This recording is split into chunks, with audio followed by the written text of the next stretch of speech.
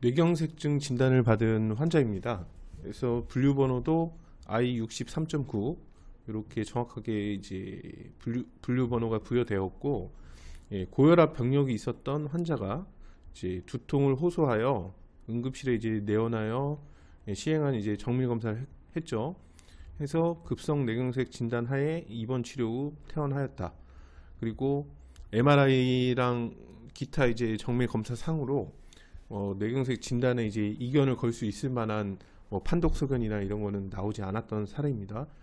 근데 이제 가입 기간이 얼마 되지 않은 청구권, 통상 이제 3년 미만 청구권은 이제 가입 시에 이제 알려야 될 사항들을 위반했을 경우, 그러니까 뭐 질문을 했는데 거기에다가 이제 아니오나 없다고 이렇게 체크를 했을 경우 그 사실관계가 이제 다르게 위반 사실이나 이런 게 이제 확인이 되면은 보험을 강제로 이제 해지할 수가 있습니다.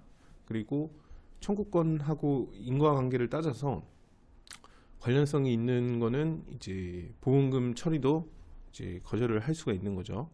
그래서 뭐 어떤 내용의 10대 질병으로 의사로부터 진찰 또는 검사를 받아서 이제 이런 것들을 받은 게 있냐. 여기 10대 질병에 이제 고혈압이 들어가거든요. 확정 진단, 치료, 입원, 수술, 투약, 이런 것들이 이제 해당이 됩니다. 그러면은 아까 그 뇌경색 청구권은 어떤 문제였는지 그거를 한번 내용을 보면은 보험 청구를 이제 뇌경색으로 했고, 보험사는 이제 현장 심사를 진행했어요. 손해사정업체에 의뢰해서 이제 알릴 의무 위반 사항, 그러니까 고지 위반 사항을 확인했다.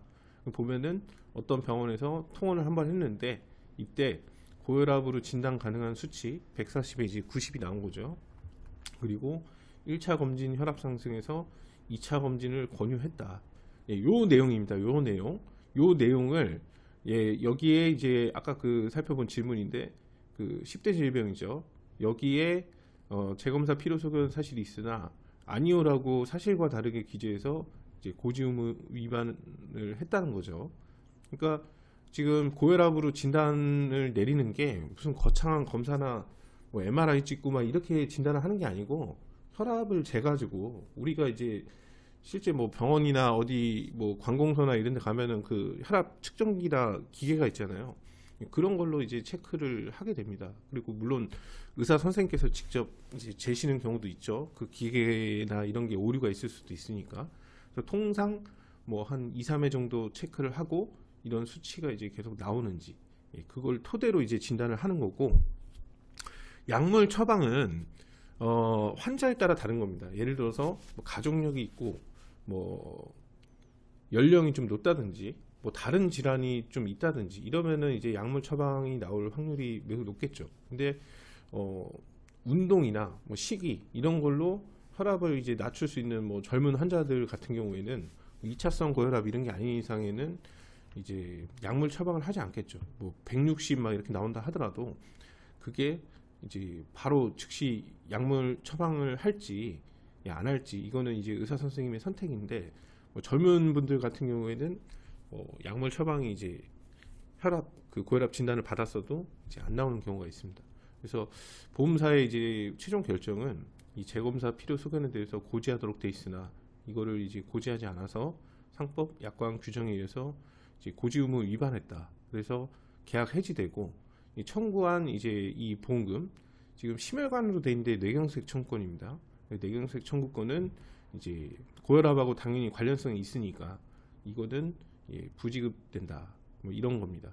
그래서 회사의 뭐 계약상 변경상 이 내용은 뭐냐면, 뭐 담보들을 이제 삭제하고 뭐 일부 조건으로 이제 계약을 유지시켜주는 뭐 그런 형태로, 어쨌든 뭐 보험사도 그 고객한테 보험료를 받아야 이제 이익이 창출이 되는 거기 때문에 뭐 무조건 다 해지하는 경우도 물론 있지만, 뭐 일부 담보를 조정을 해가지고 뭐 고혈압하고 전혀 관계없는 그런 뭐 상해라든지 이런 것들은 살려놓고 뭐 질병 전체를 이제 다 이제 담보는 삭제해버리는 뭐 이런 형태의 이제 계약이 뭐 유지될 수도 있다. 뭐 이런 이제 내용입니다.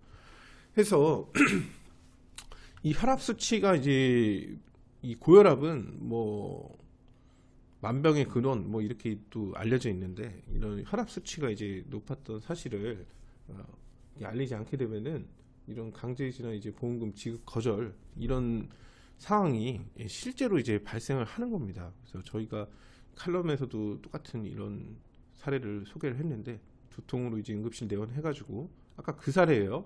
그래서 이 확정 진단을 받은 사실이 있었으나 이거를 이제 알리지 않아서 이제 해지했다, 뭐 이런 거고.